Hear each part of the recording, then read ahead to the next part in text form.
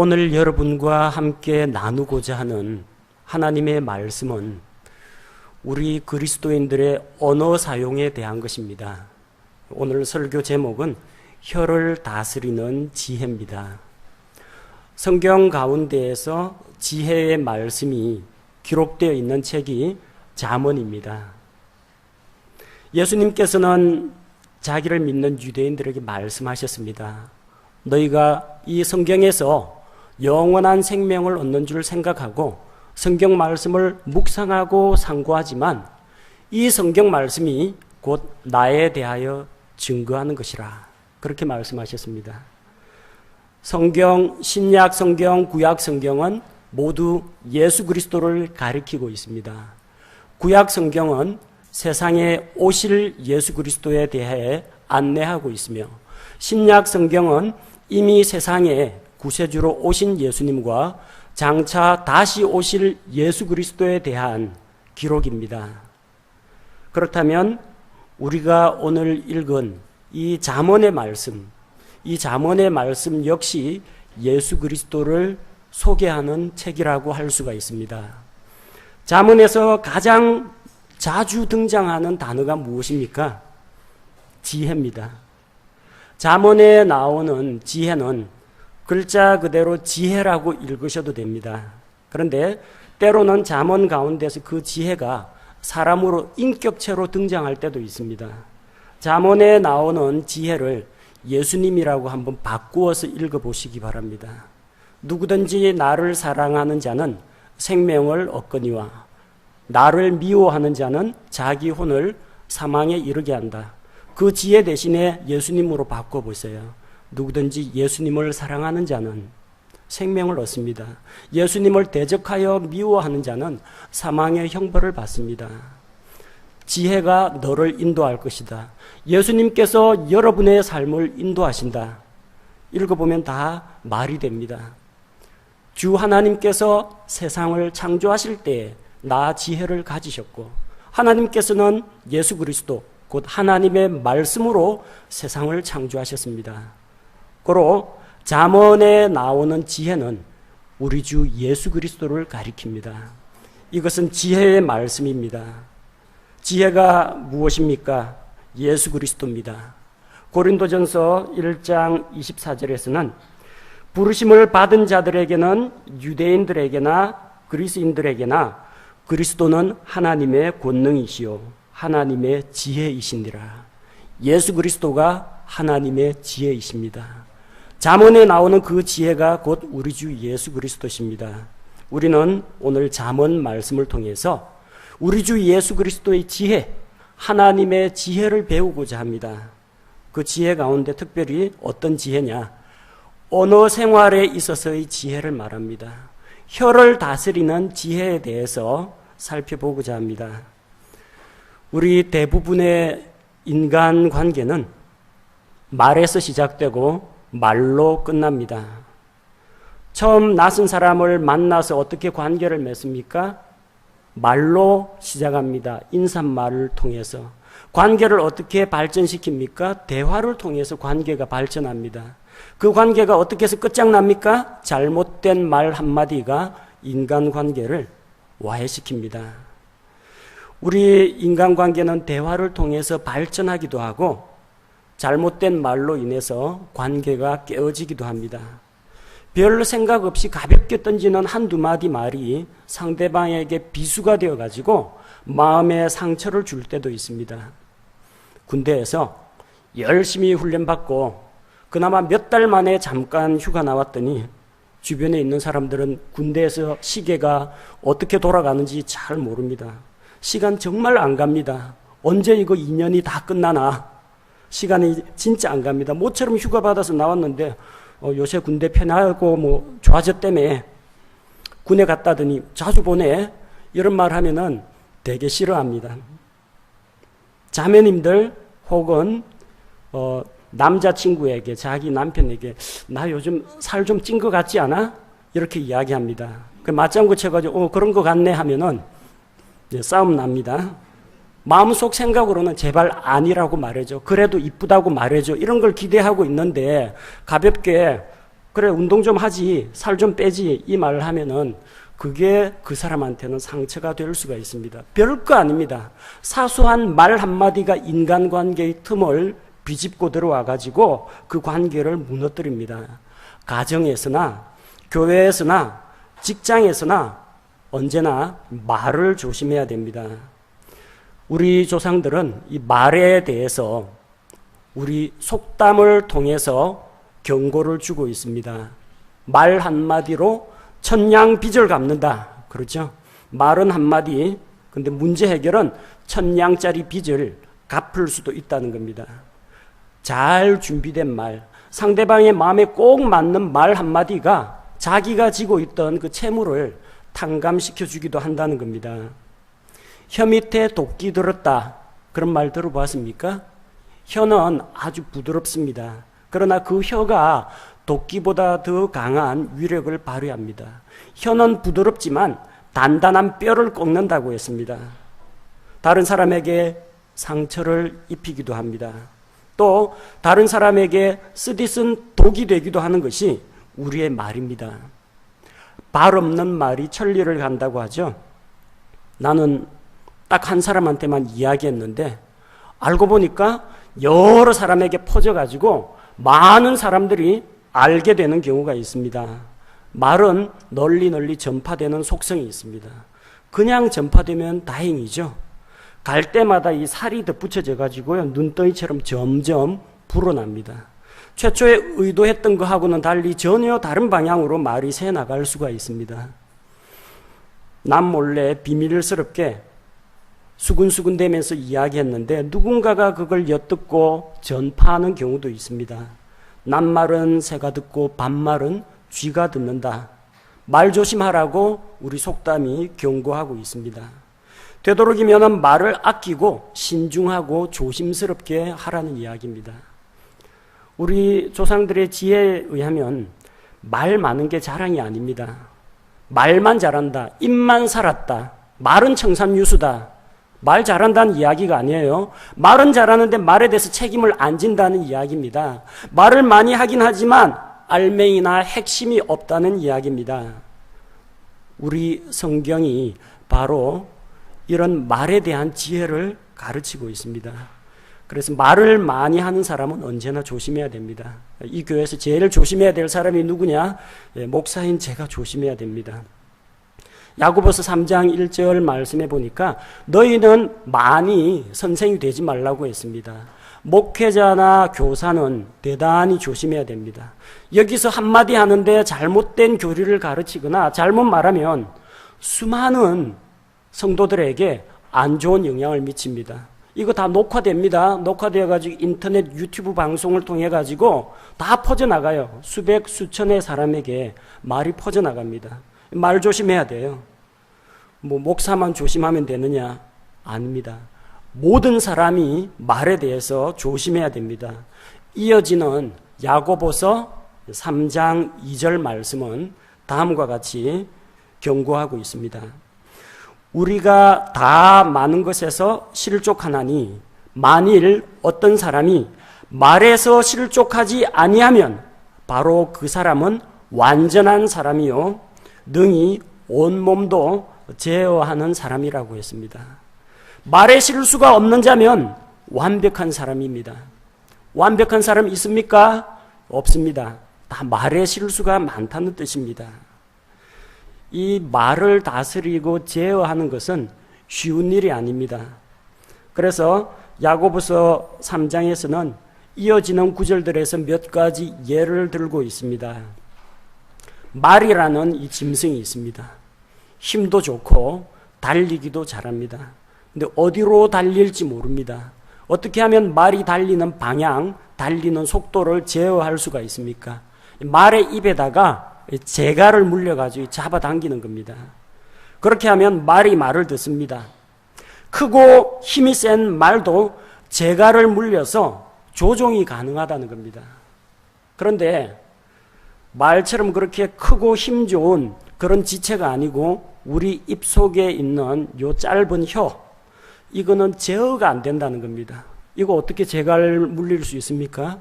방법이 없습니다. 4절에서는 배를 예로 들어서 이야기합니다.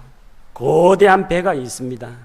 엔진이든 노든 바람의 힘으로 배가 앞으로 달려나갑니다. 그런데 그 배의 방향을 결정하는 것은 조그마한 키, 방향타가 결정을 합니다. 운행 방향을 마음대로 조종할 수가 있어요. 배가 그렇게 크지만 키를 가지고 방향을 조종합니다. 사람의 일생을 좌우하는 것은 혀의 권세입니다.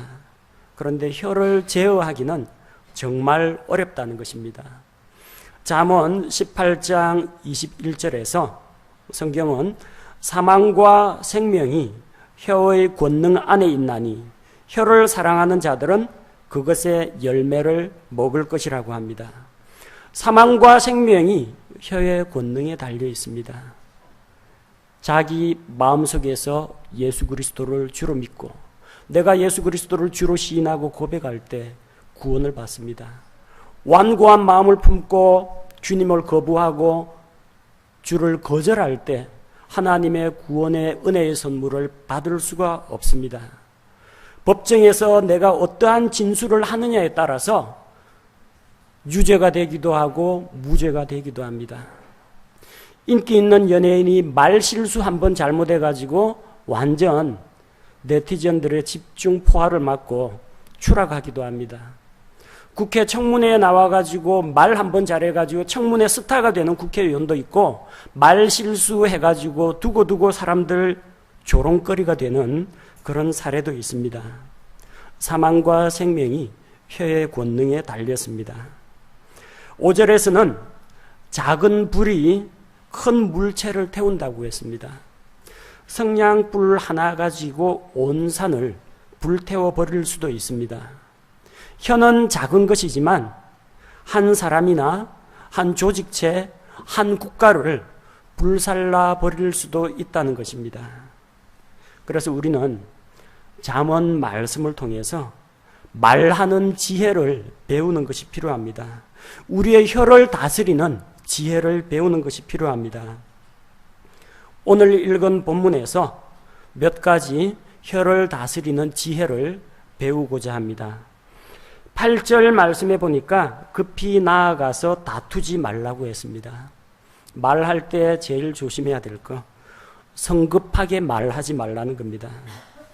성경은 말이 급한 사람, 말이 앞서는 사람, 이 사람은 어리석은 자보다 더 못하다고 합니다. 잠언에는 두 인물이 나오죠. 지혜로운 사람이 나오고 어리석은 사람이 나옵니다. 근데 그 어리석은 사람보다 한 단계 더 못한 사람이 누구냐? 말이 조급한 사람입니다.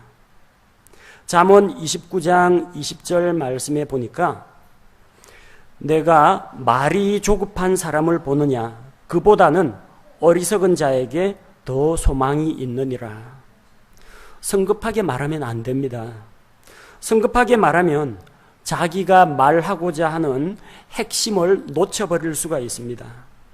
이것저것 머릿속에 생각나는 대로 막 이야기를 내뱉다 보면은 말하는 사람도 무슨 말인지 모르고 듣는 사람은 더 모릅니다. 무슨 이야기인지 종잡을 수가 없어요. 그래서 말하기 전에 마음을 가라앉히고 먼저 생각하는 것이 필요합니다. 왜 성급하게 말하면 안 되느냐? 성급하게 말하면은 자기 안에 있는 감정을 다 드러내게 됩니다. 왜 말이 급합니까? 요 기회를 놓치면 안 될 것 같아서 이 기회에 이야기하고자 하는 겁니다. 지금 마음이 흥분된 상태예요. 마음이 흥분된 상태에서는 감정적인 표현이 나옵니다. 상대방을 자극하는 표현이 나옵니다. 그래서 섣불리 말을 꺼냅니다. 그 다음에 어떻게 돼요? 나중에 문제가 해결이 되고 감정이 식고 나면은 그때 가서는 후회가 된다는 겁니다. 홧김에 이야기를 해버렸는데 나중에 화가 가라앉고 보니까 아차, 괜한 것까지 이야기했다. 그런 경험들 다 있으시죠? 자기 분노와 감정을 다스려야 됩니다. 성급하게 이야기하면 안 돼요. 천천히 준비하고 생각해서 이야기하는 것이 필요합니다. 뭐 때로는 좀 답답해 보일 때도 있습니다. 저희 결혼 생활 때도 그랬어요. 아내가 뭐 이야기를 하면은 맞받아서 이다 아니다를 제가 이야기하질 않습니다. 둘러칩니다. 먼저 저 관계없는 것부터 차근차근 이야기해가지고 한참 듣다 보면은 이제 그래서 이렇게 하는 것이 좋겠다. 듣는 사람은 좀 지루할 수도 있지만 그렇게 이야기하면은 감정적으로 상대방에게 대하지 않게 됩니다. 자기 생각을 정리해가지고 전달할 수가 있게 됩니다. 성급하게 말하면은 문제가 일어납니다. 어떤 문제가 일어나요? 그것의 마지막에 곧 내 이웃이 너를 모욕할 때에 내가 어찌할 줄을 알지 못할까 염려하노라. 누가 나한테 불쾌한 이야기를 했습니다. 버럭하고 화를 내면서 속에 있는 감정과 분노를 다 드러냈어요. 근데 나중에 입장이 바뀝니다. 물론 그 사람이 부분적으로 잘못한 것도 있습니다. 근데 나중에 분위기가 좀 가라앉고 나서 하나하나 따져보니까 화가 나가지고 하지 말았어야 하는 그런 말까지도 해버린 겁니다. 그때 이웃에게 모욕을 당합니다. 조롱을 당합니다. 그때 내가 어찌할 줄을 알지 못한다고 했어요. 왜?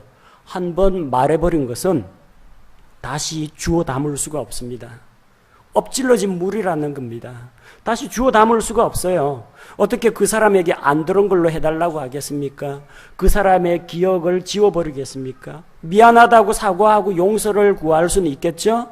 하지만 그 사람의 마음속의 상처는 잘 지워지지가 않는다는 겁니다.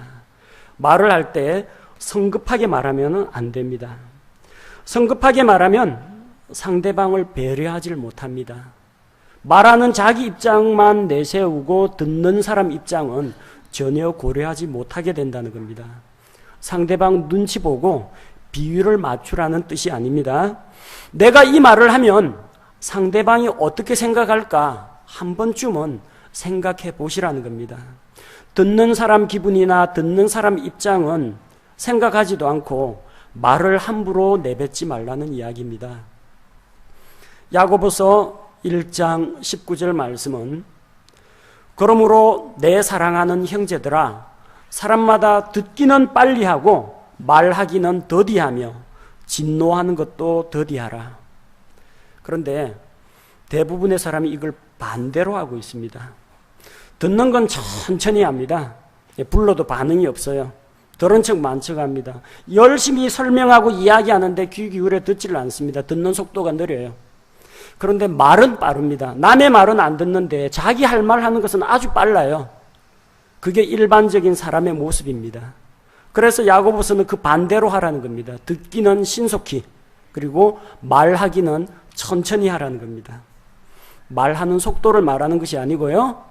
마음속에 있는 것들을 급하게 밖으로 표출하지 말라는 이야기입니다. 성경이 우리에게 가르치는 혀를 다스리는 지혜. 첫 번째, 성급하게 말하지 말라는 겁니다. 차분히 마음을 가라앉히고 천천히 이야기하십시오. 자, 두 번째, 어떠한 지혜를 배울 수가 있습니까? 자, 9절 말씀해 보니까 내 사정에 대하여 내 이웃과 직접 변론하고 은밀한 일을 남에게 드러내지 말라고 했습니다. 자기에 대한 것이건 자기 가족에 대한 것이건 혹은 다른 성도들에 대한 것이건 다른 사람에 대해서 소문을 내지 말라는 이야기입니다. 가서 그 사람하고만 상대해서 이야기해야지 남에게 그걸 퍼뜨리면 안 된다는 이야기입니다. 다른 사람에 대해서 소문을 퍼뜨리는 자는 주님 앞에서 신실하지 못한 자입니다.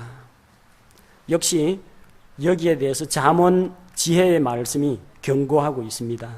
잠언 11장 13절 말씀을 보니까 소문을 퍼뜨리는 자는 은밀한 일들을 드러내나 신실한 영을 지닌 자는 문제를 숨기느니라. 다른 사람에 대한 이야기 퍼뜨리는 사람은 신실한 영을 갖지 못한 자라는 겁니다. 소문 안 냈습니다.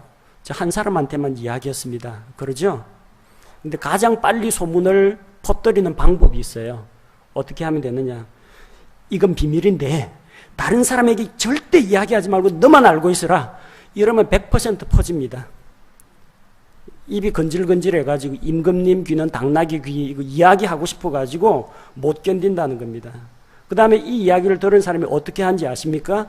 또 다른 사람 찾아갑니다. 이거 딴 사람한테 절대 말하지 말고 너만 알고 있으라 하면서 이야기해 줍니다. 그 말 들은 사람요, 다른 사람 또 찾아가서 이야기합니다. 이거 절대 비밀인데 아무한테도 말하지 마. 너만 알고 있어. 그럽니다. 결국 그런 식으로 전파돼 가지고 알 사람 다 알게 된다는 겁니다. 다 퍼져나가요. 잠언에도 그 이야기가 나옵니다. 공중의 새들이 그것을 전파할 것이라고 했어요. 낱말은 새가 듣고 반말은 쥐가 듣는다라고 했는데 짐승들이 그걸 퍼뜨리고 공중의 날짐승들이 그걸 전파한다고 했습니다. 다 퍼져나가요. 다른 사람에 대한 사정을 이야기해야 될 때도 있습니다. 누가 요즘에 사업이 힘들다고 합니다. 누가 요즘 건강이 안 좋다고 합니다. 기도 제목 부탁할 수도 있죠. 다른 사람에 대한 이야기를 해야 할 때도 있습니다. 잘 분별하라는 겁니다. 개인의 어떤 약점이나 개인의 사생활 정보를 함부로 공개하면 안 된다는 겁니다.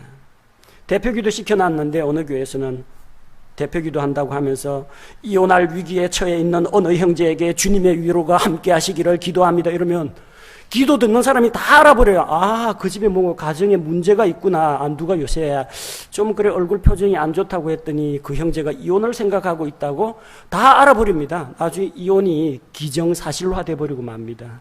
그 퍼뜨리면 안 돼요. 그런 거는 개인의 신상이나 가정에 대한 거. 병 낫기를 위해서 기도하는 것은 좋습니다. 그런데 그 질병이 개인의 어떤 비밀이나 사생활과 관련된 남 앞에 드러내놓기 좀 민망한 그런 질병이면 되도록이면 입에 안 올리는 것이 낫습니다. 그냥 혼자서 그냥 그 형제나 자매를 위해서 기도하는 것이 더 낫다는 겁니다. 여러 사람 알게 되면 입장이 난처해지는 그런 사정들, 그거 말할 필요가 없습니다. 제가 미국에 이제 신학 공부를 다 마치고 한국으로 귀국하기 전에 어떤 한 독립침례교회 목사님이 저희 가정을 방문해 가지고 선배 목사로 제게 조언을 해 주셨어요. 조언을 한 것 중에서 한 가지가 뭐냐면 성도들 상담을 할 때 구원 상담은 얼마든지 해도 된다. 기도 제목 이런 거 받아가지고 기도해 주는 거 괜찮다. 하지만 가정 문제 상담은 받지 말라고 하시더라고요. 왜? 그 가정 문제에 대해서 상담을 해줬는데 문제는 그 사람이 상담을 듣고 그대로 말씀의 권위에 순종을 하면 별 문제가 없습니다. 문제가 해결이 되니까요.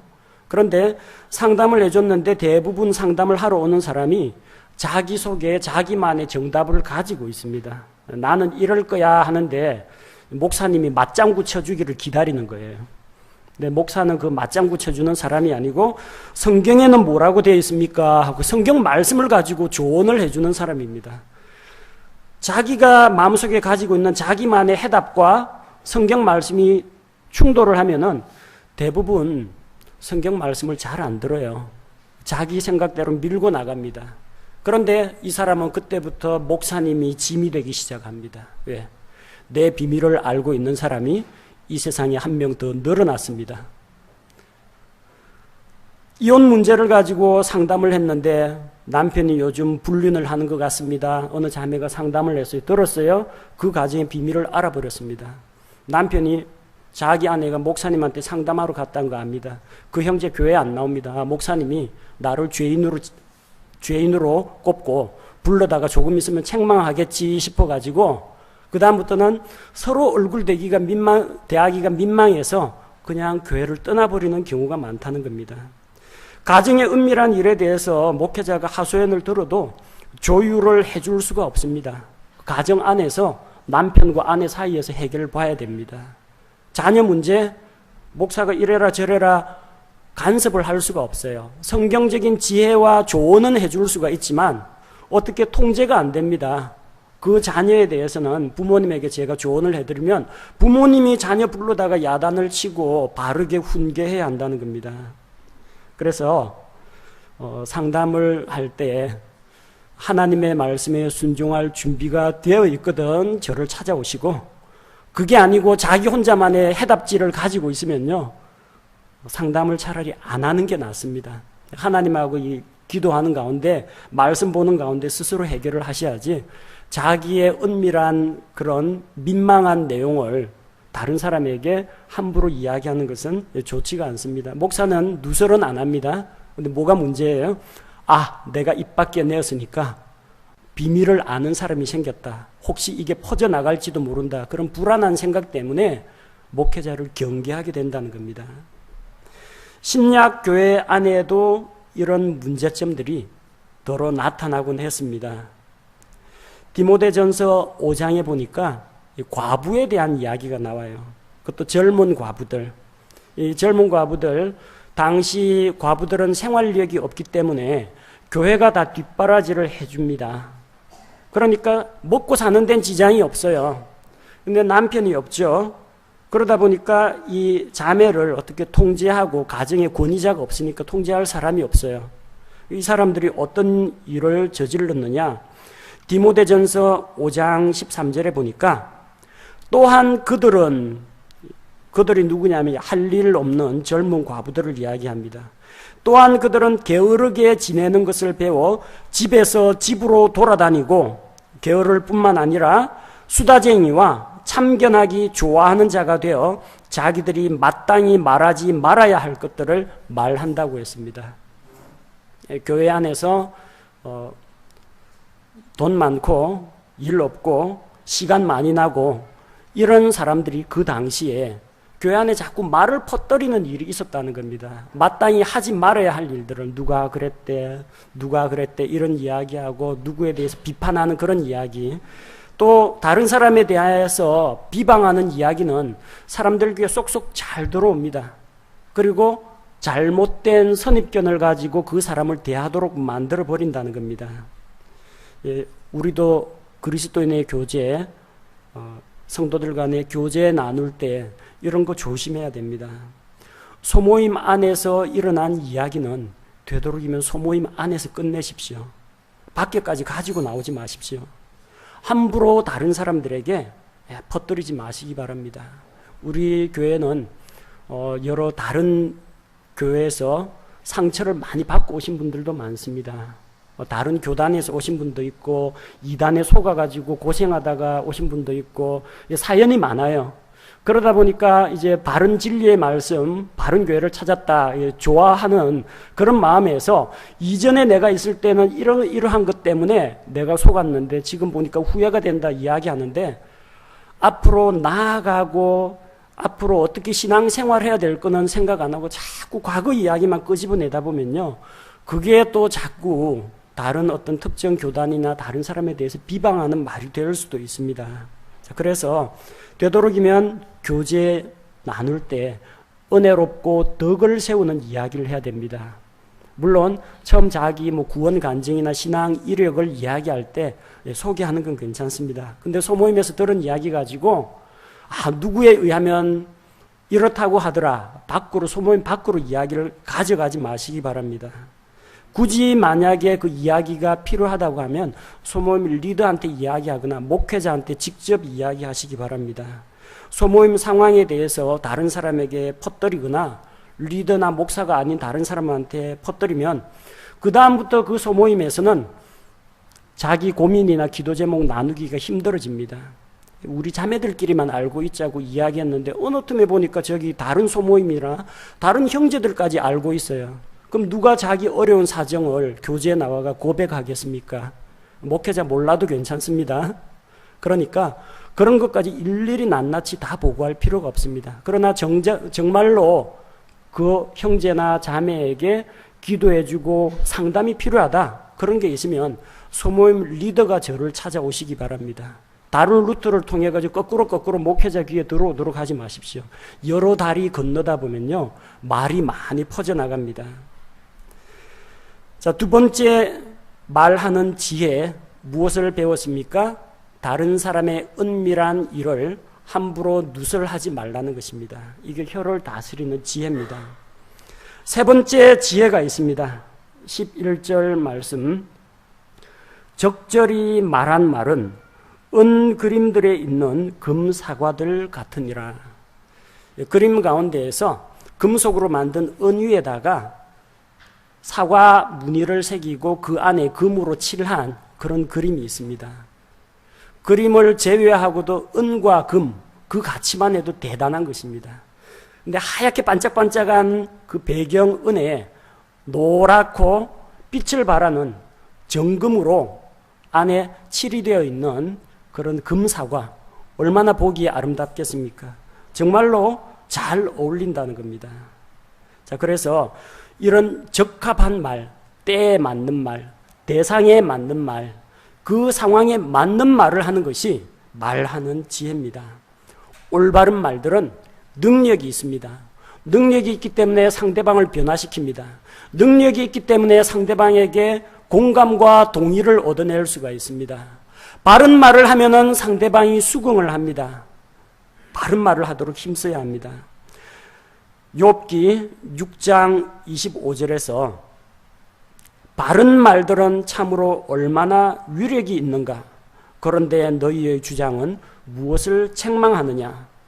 바른 말들에는 위력이 있는데 욥의 세 친구들은 능력 있는 말을 하지 못했어요. 욥은 하나님께서 허락하신 시련을 당하고 있었습니다. 욥이 죄를 지어서가 아닙니다. 하나님께서 욥에게 인내와 연단의 기회를 주신 것입니다. 그러나 욥의 세 친구는 찾아와서 욥을 정죄했습니다. 하나님 앞에서 회개하라. 죄 없이 망한 자가 누구냐? 너가 재산을 잃은 것도, 자녀들을 잃은 것도, 건강이 악화된 것도 다 죄 때문이라는 겁니다. 죄를 회개하면 하나님께서 다시 복을 주실 것이다. 세 친구 모두 욥이 죄가 있어서 고난을 받는다고 정죄했습니다. 그러나 이건 정당한 말이 아니었습니다. 나중에 하나님께서 나타나셔서 욥의 억울함에 대해서 하나님께서 변호해 주시고 욥의 세 친구들의 말이 정당하지 못하다고 말씀하셨습니다. 고난당한 자들에게 찾아가지고 정죄하는 그런 태도, 올바른 말이 아니라는 겁니다. 적합하게 한 말은 아름답게 조화를 이룹니다. 은그림들의 금사과와 같이 아름답게 반짝반짝 빛을 발합니다. 무엇에 적합해야 됩니까? 대상에게 적합해야 됩니다. 아직 어린아이에게 뭘 바라겠어요? 어린아이에게 여기 앉아가지고 1시간 동안 꼼짝없이 앉아가지고 예배 드리는 거 조금 무리한 요구입니다. 어릴 때부터 훈련시키는 건 좋습니다. 그러나 아직 통제가 안 된다면 저기 유아실 보내가지고 좀 편안하게 다른 사람들에게 예배 방해되지 않도록 하는 것이 필요합니다. 어린아이 떠든다고 예배 시간에 떠든다고 여기서 막 야단을 치고 그러면요, 어린아이는 뭔지 모르고요, 아이의 부모가 상처를 받습니다. 교회 나온 지 얼마 안 된 사람인데 그 사람한테 무리하게 술 끊어라, 담배 끊어라, 11조 내라 이러면은 죄에서 자유를 준다고 하더니 죄에서는 자유를 주는데 여러 가지 종교적인 계율로 사람을 묶어놓고 꼼짝 못하게 만든다고 해서 그 다음부터는 교회 안 나옵니다. 그 말을 들을 수 있는 수준인지 아닌지 대상을 잘 분별해야 됩니다. 두 번째는 시기가 잘 맞아야 합니다. 교회에서 무슨 일을 하고자 하면은 필요한 거는 일하기 전에 의논 다 하십시오. 하고 싶은 말 다 하십시오. 그런데 일단 결정 났고 집행된 거 가지고는 그냥 받아들이십시오. 우리 교회 이제 환경 미화를 위해 가지고 앞으로 여러 가지 추진할 게 많습니다. 페인트 칠도 새로 해야 되고요, 도배도 해야 되고, 이 밭도 이쪽에 마당 정원도 다 정리를 해야 됩니다. 저와 집사님들과 또 예술계에 종사하는 우리 재능 있는 형제 자매들과 여러 사람이 의논해가지고 이제 하나씩 집행을 했어요. 요 앞쪽에 나무 자르고 나니까 조금 약간 밑둥이 남아 있어서 보기가 안 좋죠. 옛날에는 뭐 나무 그늘도 있었고 그때가 좋았고 자르기 전에 이야기하셔야 됩니다. 다 잘랐는데 이제 와가지고 그때가 좋았지 그러면은 그동안 열심히 수고한 형제 자매들과 또 우리 다 같이 의논해서 결정한 것을 다시 뒤집을 수도 없고 저 되돌릴 수도 없어요. 이제 와서 그런 말 해도 소용이 없습니다.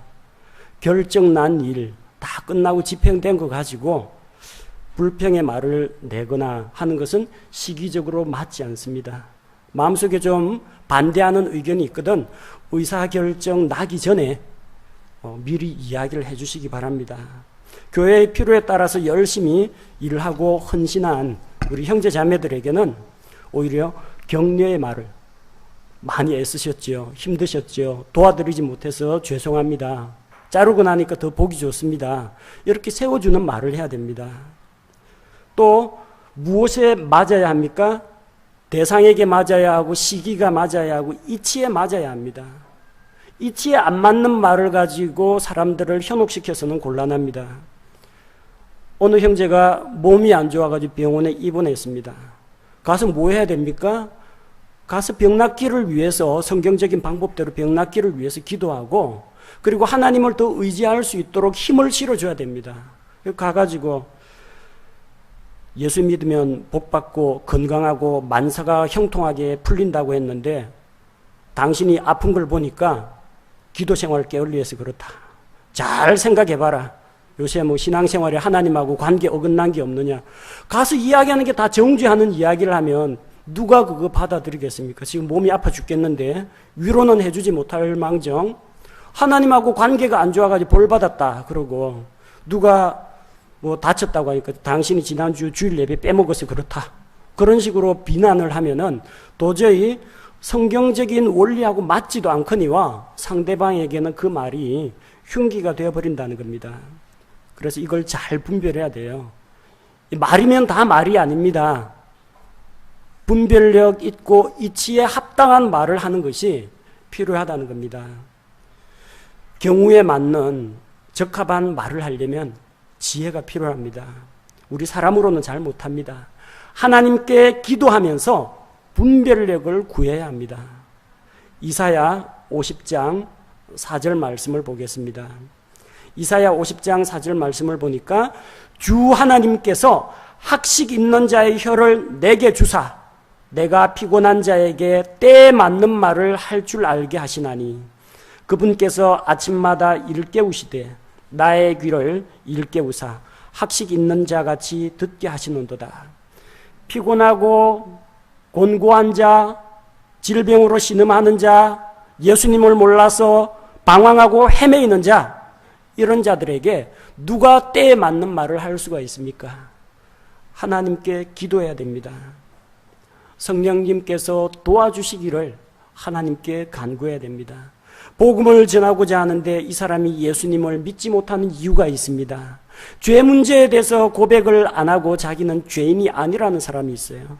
어떤 때는 나는 죄가 너무 많아서 하나님이 나를 구원할 수 없을 것이다 라는 그런 주장을 펴는 사람도 있습니다. 또 복음을 전하다 보니까 하나님께서 사랑의 하나님이신데 왜 사람들을 지옥에 보내느냐 엉뚱한 이야기 하는 사람도 있습니다. 어떻게 이야기해야 됩니까? 때에 맞는 성경 구절을 꺼내서 말씀할 수 있도록 말씀을 선포할 수 있도록 하나님께 지혜를 구해야 됩니다. 이치에 맞는 말, 경우에 합당한 말, 바른 교리의 말을 할 수 있도록 하나님께 기도하시기 바랍니다. 네 번째는 대단히 중요합니다. 12절 순종하는 귀에 대고 지혜롭게 책망하는 자는 금 귀걸이 같으며 정금 장식 같으니라. 이 말씀에는 두 가지 내용이 들어 있습니다. 첫 번째는 순종하는 자를 책망하라는 겁니다. 말귀를 알아듣는 지혜로운 사람을 책망하라는 겁니다. 거만한 자, 마음이 교만하고 높아진 자, 받아들일 준비가 되어 있지 않는 자, 마음이 닫혀 있는 자, 나하고 일면식도 없는 자, 이런 사람 앞에 가가지고 책망하려면 안 듣습니다. 당신이 누군데 나한테 그런 이야기하냐? 무슨 자격으로 나한테 이야기하느냐? 당장 어긋나기 시작합니다. 그래서 잠언 9장 8절 9절 말씀을 보니까 비웃는 자를 책망하지 말라. 그가 너를 미워할까 염려하노라. 지혜로운 자를 꾸짖으라. 그가 너를 사랑하리라. 지혜로운 자에게 훈계를 주라. 그러면 그가 더욱 지혜롭게 되리라. 의로운 자를 가르치라. 그러면 그의 학식이 늘어나리라. 이렇게 말씀하고 있습니다. 비웃는 자, 마음이 교만한 자를 책망을 하면요, 반발합니다. 그리고 그 다음부터는 그 사람 자기 책망했다고 해서 마음이 삐쳐가지고 그 다음부터는 미워하게 됩니다. 준비 안 된 자에게 함부로 권면하는 것은 대단히 위험한 일입니다. 받아들일 마음의 용량이 준비가 되어 있는 사람을 꾸짖어야 합니다. 지혜로운 자, 겸손한 자에게 책망을 하면은 알아듣습니다. 왜? 하나님을 두려워하는 그런 지혜를 가진 자는 말씀으로 권면하면은 그 사람은 받아들이기 힘들지만 그 사람이 전하는 하나님의 말씀에는 그 권위에는 인정을 하고 숙이고 들어간다는 겁니다. 그래서 지혜로운 자를 책망하면은 그 사람은 사랑합니다. 지혜로운 자를 책망하면 그는 더욱더 지혜롭게 됩니다. 그리고 그의 학식이 늘어나게 된다고 했습니다. 알아듣지 못하는 사람에게는 말로는 안 될 때가 있습니다. 때를 기다려야 할 때가 있습니다. 어린아이들 말 잘 듣습니까? 말 안 듣죠? 어릴 때는 말로 설명해서 잘 못 알아들을 때는 부모의 권위를 가지고 회초리를 들어야 할 때가 있습니다. 이게 100마디로 꾸짖는 것보다 회초리로 한 번 때리는 게 더 잘 먹혀 들어갑니다. 그렇게 징계를 하고 가르쳐야 됩니다. 형제 자매 가운데에서 교제 가운데에서 권면을 하려고 하는데 그 형제가 지금 상당히 영적으로 컨디션이 안 좋고 뭐 말만 건넸다가는 이게 폭발할 것 같은 그런 상황일 때는 마음을 가라앉히고 그 형제나 자매가 준비될 때까지 기다려주는 것도 필요합니다. 순종하는 자에게 책망해야 됩니다. 또 이 12절 말씀에는 또 한 가지 의미가 더 들어가 있습니다. 뭐라고 되어 있어요? 귀에 대고 책망하라고 했어요. 귀에 대고. 책망은 개인적으로 하라는 이야기입니다. 칭찬은 공개적으로 하십시오. 책망은 개인적으로 하십시오. 반대로 하는 사람들이 있어요. 칭찬은 찾아가서 다른 사람들 안 듣는 데서 개인적으로 하고 책망은 많은 사람들이 있는 소모임 교제나 여러 사람 모인 자리에서 면박 주는 그런 경우가 있습니다. 그거 안 됩니다. 남편과 아내 사이 마찬가지입니다. 남편이나 아내에 대해서 책망할 거 있거든 교회 갖고 오지 마시고 집에서 하십시오. 당신 지난번에 이렇게 교제할 때 이런 거는 좀 피했으면 좋겠다. 이런 식으로 권면을 하고 두 사람만의 비밀리에 책망을 해줘야 됩니다.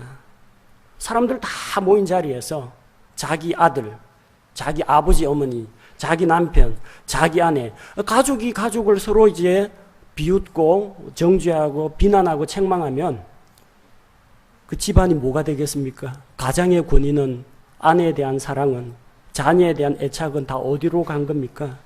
교회 안에서 남들 앞에서 그런 거 다 지켜줘야 됩니다. 가족이 아니라 일반 성도들도 마찬가지입니다. 칭찬할 거 좀 발견해 보십시오. 오늘 뭐 옷이 잘 어울립니다. 오늘 간증 나누는 거 정말 은혜스럽게 잘 들었습니다. 많은 사람들 앞에서 칭찬 좀 해주십시오. 책망할 거 있거든 불러내가지고 밥 사 먹이고 커피 마시면서 개인적으로 이야기하십시오. 그래서 상대방이 책망은 듣되 다른 사람 앞에서 민망한 모습을 당하지 않도록 조심하시기 바랍니다.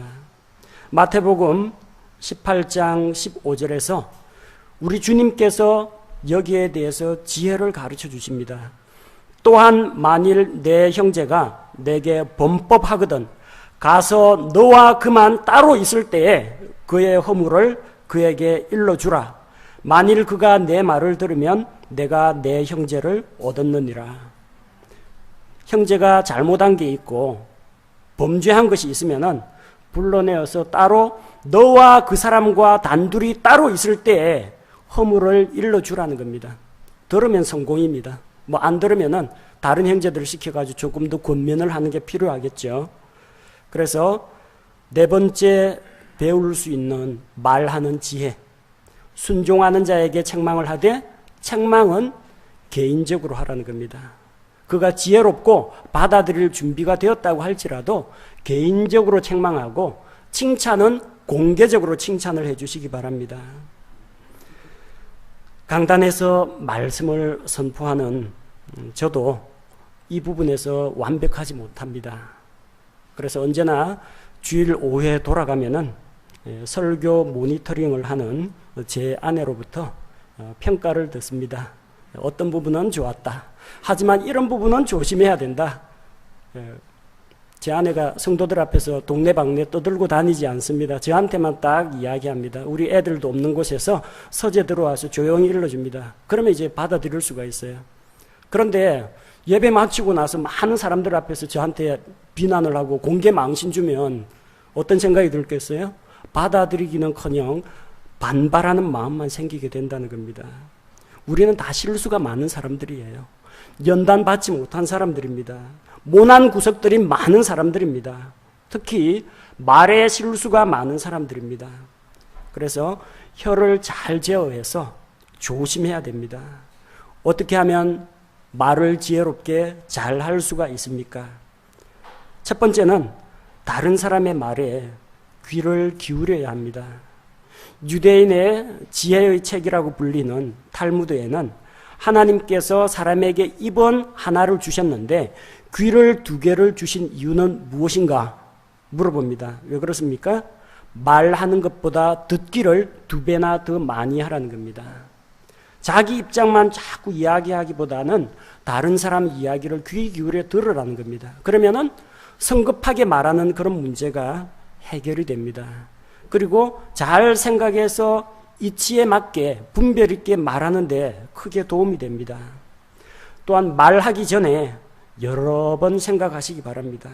할 말을 잘 생각해서 정리를 하고 말을 한 다음에는 일어날 결과를 예상하시기 바랍니다. 저는 설교 원고를 미리 준비를 해옵니다. 여러 차례 준비를 하고 그리고 또 준비를 하고 수정을 하고 고치고 그러는 과정이 한 2, 3주 정도 걸립니다. 이 설교 초안은 벌써 3주 전에 나온 거예요. 혹시라도 말 실수할까 봐 매주 읽어보면서 고치고 올라옵니다. 전화 통화할 때 무슨 말을 해야 될지 다 적습니다. 먼저 어떤 이야기를 꺼내고 그 다음에 어떤 이야기를 꺼내고 다 메모해놓고 그러고 나서 전화를 합니다. 혹시 해야 할 말을 놓치게 되지는 않을까, 말하는 순서를 잘못 말하지는 않을까, 말에 실수할까 봐 여러 차례 고민하고 생각해서 이야기를 합니다. 말하기 전에 잘 생각하는 그런 연습을 하시기 바랍니다. 성경은 혀는 아무도 길들이지 못하는 지체라고 합니다. 사나운 들소도 길들일 수가 있습니다. 그리고 야생 동물들도 동물 사육사나 조련사가 길들이면 훈련을 시킬 수가 있습니다. 그러니까 돌고래 쇼 같은 것도 볼 수가 있고 코끼리 쇼 같은 것도 볼 수 있고요. 악어 가지고 보여주는 것도 있죠. 가능합니다. 그런데 하나님께서 만드신 우리 몸에 있는 혀라는 지체는 길들일 수가 없습니다.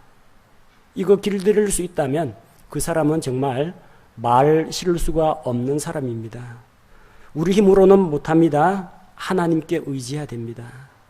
우리 힘으로 극기 훈련을 하고 언어 훈련 프로그램 가지고 해결되는 문제가 아닙니다. 하나님께 기도로 도움을 요청하시기 바랍니다. 시편 141편 3절 말씀을 보면 시편 기자는 이런 자기의 연약함을 알기 때문에 하나님께 기도합니다. 오 주여, 내 입 앞에 파수꾼을 세우시고 내 입술의 문을 지키소서. 내 입에 파수꾼을 세워서 입술로 나가는 말들이 잘 걸러지고 제어가 되고 절제가 되도록 하나님께 지켜달라고 기도를 해야 됩니다. 그리고 지혜의 말씀, 예수 그리스도의 지혜가 담겨있는 이 잠언에 나오는 말에 대한 지혜, 오늘 읽은 본문 이외에도 말에 대한 지혜가 잠언 곳곳에 나옵니다. 이 잠언을 읽으면서 말하는 생활에 대해서, 언어 생활에 대해서 예수님으로부터 지혜를 배우시기 바랍니다. 제가 기도하겠습니다.